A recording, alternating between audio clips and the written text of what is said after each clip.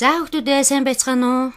За англи хэлэнд zero conditional, first conditional, second conditional, third conditional гэсэн дөрвөн төрлийн болцолт өгүүлбэр байдгаас zero conditional-ыг бид нар үзсэн байгаа. Өнөөдөр хэдүүлээ first conditional буюу нэгдүгээр төрлийн болцолт өгүүлбэрээ үзье. If the weather is nice, I'll go to the park. Цаг агаар сайхан байвал цэцэрлэг түрээлэн явнаа гэсэн өгүүлбэр байна. When can you use first conditional? Нэгдүгээр төрлийн болцолт өгүүлбэрийг хизээ хэрэглэх вэ? We use the first conditional to talk about a possible future action and event. Бодит үйл явдал дээр хэрэглэн, бодит үйл явдал гэдэг нь амьдрал дээр хэрэгжих зүйлээ гэсэн үг. За conditional өгүүлбэрийн холбоос хэрвээ will гэсэн утгатай. За provided ингэсэн тохиолдолд ингэж байж л гэсэн холбоос байна. Unless ингэхгүй бол гэсэн утгатай холбоос. За unless нь if ноттой яг ижилхэн утгатай гэсэн үг. Тэгэхээр нэгдүгээр төрлийн болцолт өгүүлбэр дээр бид нар provided, unless гэсэн ийм хоёр холбоосыг нэмж үзэх юм байна. Дараа нь үзье. За if clause нөхцөл болцол илэрхийлэгч if clause, үр дүн илэрхийлэгч main clause хоёроос болцолт өгүүлбэр бүтдэг. За нөхцөл болцол заагч өгүүлбэрийн цаг зохицох байдал нь маш чухал байдаг. За first conditional дээр if clause нь present simple tense буюу жирийн одоо цаг дээр байна. За үр дүн илэрхийлэгч main clause нь future simple tense буюу жирийн ирээдүйн цаг дээр байна. За present simple tense-ийн бүтцэнд байна. Subject he, she, it гэсэн 3 дугаар биеийн ганц тоон дээр үйл үгнээс авна. За subject нь we, you, they гэсэн олон тоон дээр байх юм бол үйл үг үндсэн хэлбрээрээ байна. Ямар нэгээс дагавар авахгүй. Future simple tense буюу жирийн ирээдүйн цагийн бүтэц харагдаж байна. За жирийн ирээдүйн цагийн туслах болох will нь на, не, но, нөө гэсэн утгатай. Subject-ийн араас жирийн ирээдүйн цагийн туслах will. Тэгээд үйл үг нь үндсэн хэлбэр дээрээ орж ирэх ёстой. Object. За жишээн дээр харъя. If you study hard, you will pass the test. За provided you study hard, you will pass the test. Тэгэхээр provided гэдэг түрүүн орж ирсэн ингэж байж л ингэсэн тохиолдолд гэдэг утгатай холбоос маань if-ийн оронд орж ирж болох нь байна. Энэ хоёрын алийг ч хэрэгжилж болно. Утгын хувьд ялгаагүй адилхан. За орчуулад үзье. Хэрвээ чи шаргуу сурвал шалгалтандаа тэнцэнэ. За энэ дээр чи шаргуу сурж байж л шалгалтандаа тэнцэнэ. Чи шаргуу сурсан тохиолдолд л шалгалтандаа тэнцэнэ. Утгын хувьд ялгаагүй байгаа үстэй. Тэгэхээр if юм уу provided аль алийг хэрэгжилж болох нэ. За жишээ. За if clause нь present simple tense дээр байна. Main clause нь future simple tense дээр байна. За бүтц нь харагдаж байна. За if холбоос энэний оронд provided гэдэг холбоос орж ирж болно. За өгүүлбэрийн нөхцөл байна. За өгүүлбэрийн үр дүн илэрхийлсэн өгүүлбэр нь байна. За if clause-оор эхэлж байгаа тохиолдолд ард нь таслал байх ёстой. Таслалаар тусгаарлаж өгч явах ёстой. За if you help me now, if clause нь I will help you later. Main clause нь за орчуулад үзье. Хэрвээ чи одоо надад туславал би дараа чамд тусланаа. Үрд нь хаагаа зүтэй тийм ээ. За ийм өгүүлбэр байна. За if clause, main clause хоёр нь болцолт өгүүлбэр дээр чөлөөт сэлгээтэй байна. If clause-оор эхэлж байна. За одоо main clause-оор эхэлсэн байдлыг харъя. If she comes here tomorrow, we will play cards. За we will play cards if she comes here tomorrow. Тэгэхээр утгын хувьд ямар ч ялгаа байхгүй. Гэхдээ if clause-оор эхэлж байгаа тохиолдолд таслаар тусгаарлагдана. Main clause-оор эхэлж байгаа тохиолдолд if гэсэн холбоосоор тусгаарлагдана. За өгүүлбэрийн утгыг харъя. Тэр эмэгтэй маргааш энд ирвэл бид нар хөзөр тоглоноо. Утгын хувьд ялгаа байхгүй. Чөлөөцөлгээ гэж энийг хэлж байна. За. Нэгдүгээр төрлийн болцолт өгүүлбэрийн question form буюу асуух хэлбэрийг хэдүүлээ харъя. За асуух хэлбэр нь хоёр янзаар байна тийм ээ. General question буюу ерөнхий асуулт нь туслахаараа эхэлдэг. Future simple tense-ийн туслах нь will. Туслахаараа эхэлсэн байна. За, will you go out if it rains tomorrow? Туслахаараа эхэлж байгаа тохиолдолд бид нар yes, no гэд хариулчих болно. Юугаар асууна? Түүгээр нь хариулдаг тийм ээ. За. Маргааш бороо орвол чи гарах уу гэсэн асуултан дээр yes I will тийм ээ гарна. No I won't. Үгүй гарахгүй гэж хариулж болж байна. За, special question буюу тусгай асуултан дээр асуух үг нь өгүүлбэрийн хамгийн эхэнд явах ёстой. Дараа нь туслах үг явна. What will you do if it rains tomorrow? Маргааш бороо орвол чи юу хийх вэ гэсэн өгүүлбэр байна. За, энэ дээр positive form буюу хүүрнэх өгүүлбэр энд харагдаж байна.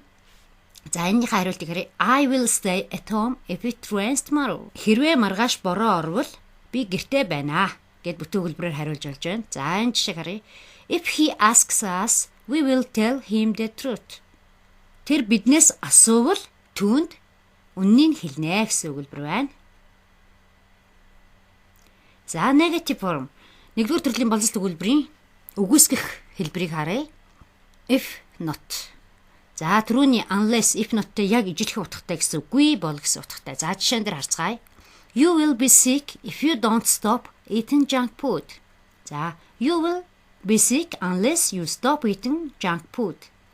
Тэгэхээр if-ийн оронд unless-ыг оруулаад ирвэл don't гэд will үгээ үгүйсгэх шаардлагагүй болчихж байгаа. Ягаад тэгэхээр unless ч өөрөө if not гэсэн үг шүү дээ. За, орчуулад үзье. Хэрвээ чи хонсон хоол идэхээ болохгүй бол өвднөө. За, junk food гэдэг маань хонсон хоол гэсэн үг. Төргөө хоол, хонсон хоол гэсэн утгатай. За, энэ дээр unless гэдэг утга нь мөн гүй бол гэсэн утгыг илэрхийлж байгаа учраас утгын хувьд бас яг адилхан. Хэрвээ чи хонсон хоол идэхээ зогсоохгүй бол өвднөө. За, дараагийн шинээр харъя. If you don't study hard, you'll never understand math. Unless you study hard, you'll never understand math. За, if-ийн оронд unless ороод ирчихнэ. Утгын хувьд яг адилхан. Unless орж ирж байгаа тохиолдолд will үгээ үгүйсгэхгүй. Энд дээр үгүйсэхгүй. Энэ чинь өөрөө if not гэсэн үг шүү дээ. За, орчуулад үзье. Хэрвээ чи шаргуй сурахгүй бол математикийг хизээч ойлгохгүй. За, энэ бас адилхан. Хэрвээ чи шаргуй сурахгүй бол математикийг хизээч ойлгохгүй. Утгын хувьд яг адилхан. За, дараагийн жишээ. These flowers won't. За, won't гэдэг нь will not гэдэг үгийн товчлбор. Main clause-ийн will маань үгүйсгэл аваад won't болсон байна шүү дээ. Won't grow nicely if you don't water them every day. These flowers won't grow nicely unless you water them every day. За, if-ийн оронд unless орж ирж байна. За, орчуулад үзье. Хэрвээ чи эднийг өдөр бүр услахгүй бол эдгээр цэцэгнүүд сайхан ургахгүй. За, утга нь яг адилхан. Тэгэхээр if not-ийн оронд unless-ийг чөлөөтэй сольж хэрэгжилж болно. За, нэгдүгээр төрлийн болцолт өгүүлбэрийн main clause буюу үр дүн илэрхийлсэн гол өгүүлбэр нь үгүйсгэгдсэн байна. I won't believe you again if you tell a lie. Чамайг худлаа хэлвэл би дахиж итгэхгүй. I won't cut off my job if the organization appraises my effort. Арчлаад үзье. Байгууллага маань миний хичээл зүтгэлийг үнэлвэл би ажлаасаа гарахгүй. I won't leave if you keep your promise. Чи амлалтандаа хүрвэл би явахгүй гэсэн өгүүлбэр байна. За, одоо гол өгүүлбэрээ бид нар үгүйсгэсэн. Одоо if clause үгүйсгэж үзье. You will make a mistake if you don't write carefully.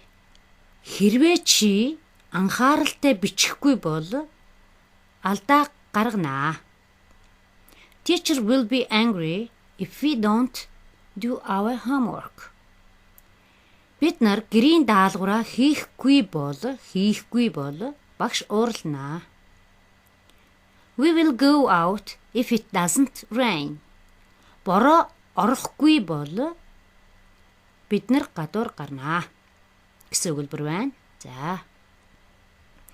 Тэгэхээр нэгдүгээр төрлийн болцолт өгүүлбэрийн main clause буюу гол өгүүлбэр, if clause буюу гишүүн өгүүлбэр хоёулаа өгүүлс гэж бас болдог байна.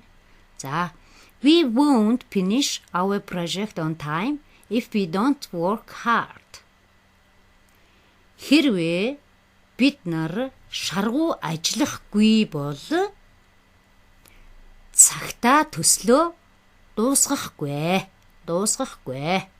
За, they won't discuss this problem if he doesn't come. Хэрвээ тэр ирэхгүй бол энэ асуудлыг шийдэхгүй. За, ингээд ийм олон янзаар хэрэгжилж болдог байх нь байна. Нэгдүгээр төрлийн болцолт өгүүлбэрийг амьдрал дээр бид нар маш олон янзаар бас ихээр хэрэгжилж болох ийм олон жишээнүүд байна. За, дасгал хийцгээе.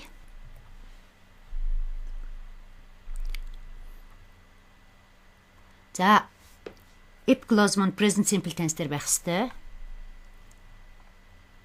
Main clause маань future simple tense дээр байх ёстой. За, энэ хоёр нийлээд нэгдүгээр төрлийн болцолт өгүүлбэрийг бүтээх ёстой. За, хариултан дээр гарч ирнэ шүү. The phone rings.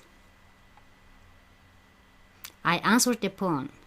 За, first conditional өгүүлбэр бүтээгээрэй.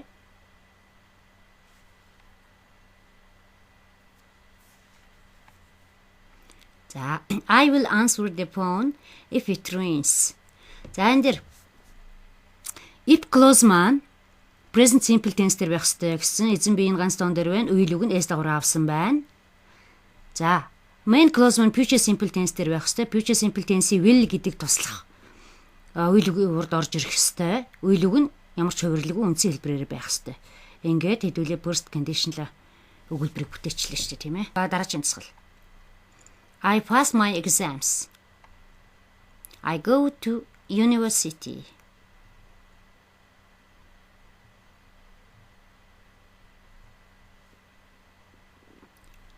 If I pass my exam, I will go to university. I see him tonight. I ask him about it. За, first conditional өгүүлбэр бүтээгээрэй.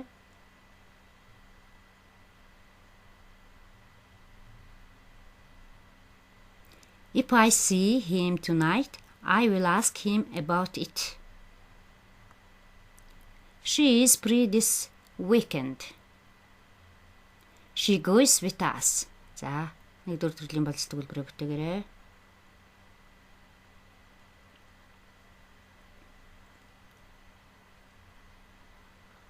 If she's free this weekend, she will go with us. За, тэгэхээр нэгдүгээр төрлийн болцолт өгүүлбэрээ ойлгосон байхаа гэж бодож байна.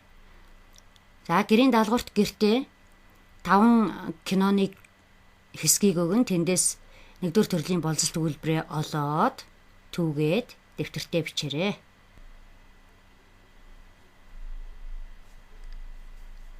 Aren't you supposed to be in school, young lady? I really hope you have a search warrant. According to a constitutional law book I read in the library, if you don't have one, you could lose your job or even go to federal prison.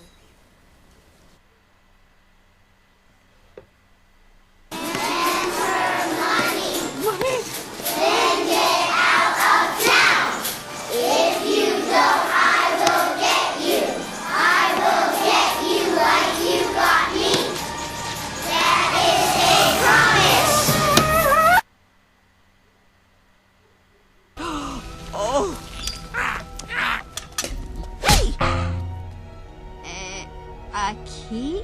You don't want it? Yes, I want it.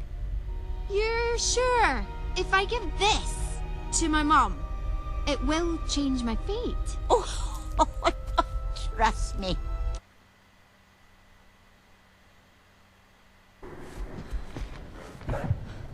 Mum, we need to get back to the castle. If we don't hurry, you'll become like Mordu.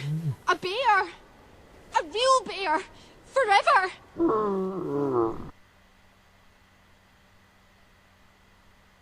A lot of people don't realize this, but you can put your weed in there. Oh. This is great. Sure. Well, if you have any more questions, I'll be in the back sleeping, so great. Okay, thanks. За баяртай охтууд ээ.